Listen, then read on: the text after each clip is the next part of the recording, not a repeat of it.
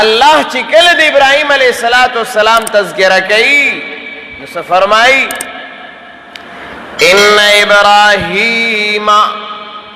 کان امتا ابراهیم علیہ السلام ځان له د امت کار په یوازې باندې کړی دی ځان له د امت مجموعي کار ابراهیم علیہ السلام په یوازې کړی دی وګوره کله چې د جان قربانی راغلی ده د جان د قربانی ورکولو د دین د دفاع کولو وخت راغلی دی نو که کله ورته د غورځېدو موقع راغلی ده او هغوی دا خبره هغه پاس کړې ده چې قالوا حرقوه وی سوځوئ ابراهیم علیہ السلام ورته سینه ټپولی ده ابراهیم علیہ السلام اور ته سینه مخامخ کړي ده اور ته دنګلي دي دا پروا نه ده کړي چې زما د جان نقصان دی نو جان نه ورکوما الله خو اسې نه دی ویلي که نه چې ابراهیم علیہ السلام کان امتن قانتن پوره د امت کار په یوازې باندې کړی دی کله چې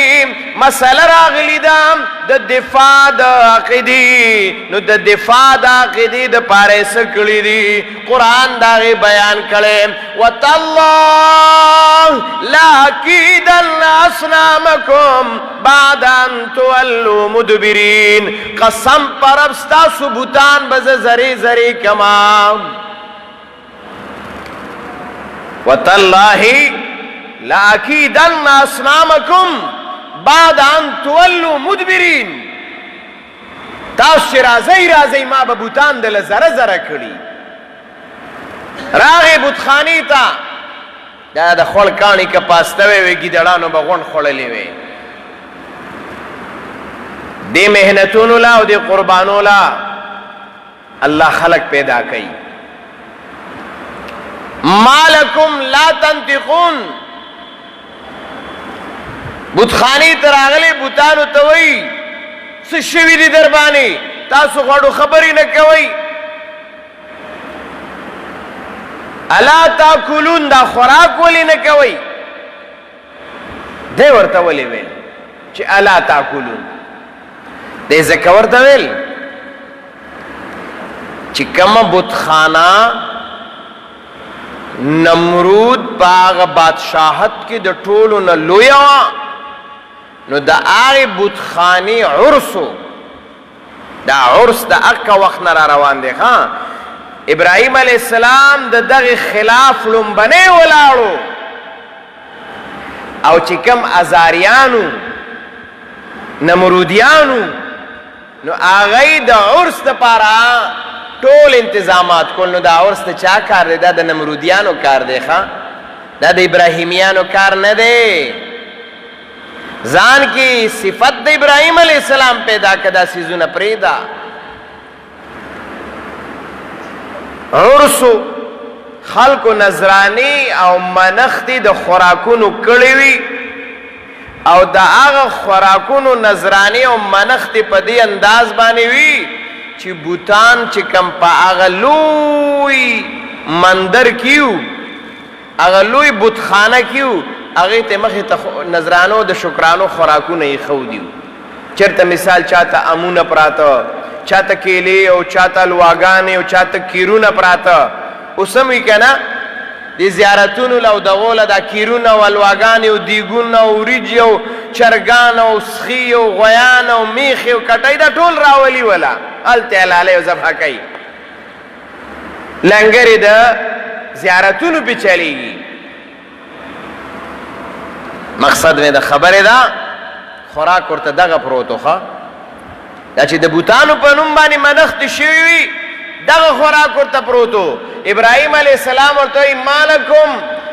الا تاکلون تاسو ولې خوراک نه کوئ مالکم لا تنطقون نو چې جواب یې ورنه که نو دا خبرې ولې نه کوئ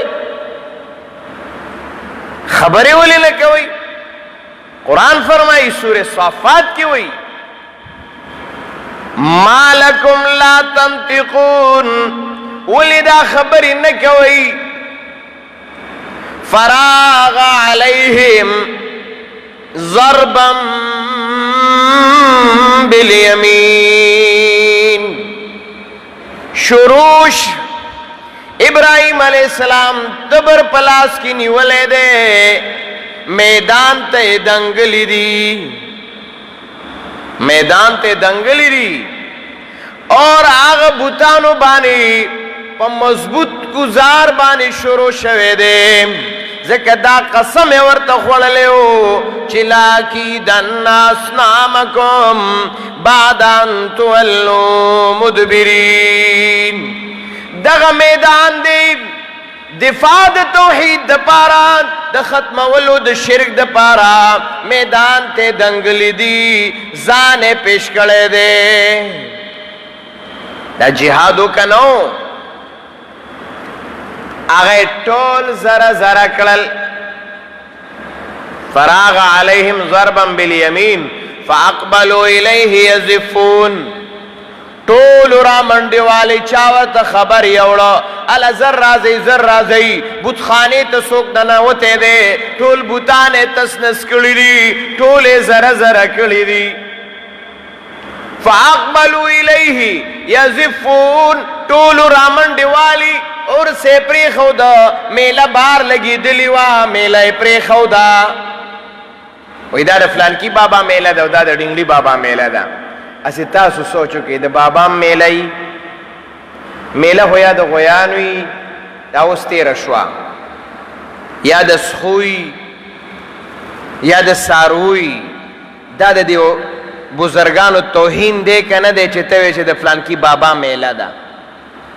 دا توہین دے که نا دے اولیاء اللہ دی دا غی قدر و احترام دا دا مسلمان دا زڑا دا مینز مسئلہ دا خو توہین ام دکا خلق کئی چی وی دای میلا دا توہین ام دکا خلق کئی چی وی دای میلا دا اگدہ کیسا دا انشاءاللہ بیا بے کہ وقت ختم دے اللہ رب العزت دی منگا و تاستا دا قرآن و دا سنت اتباغ نصیب و گرزئی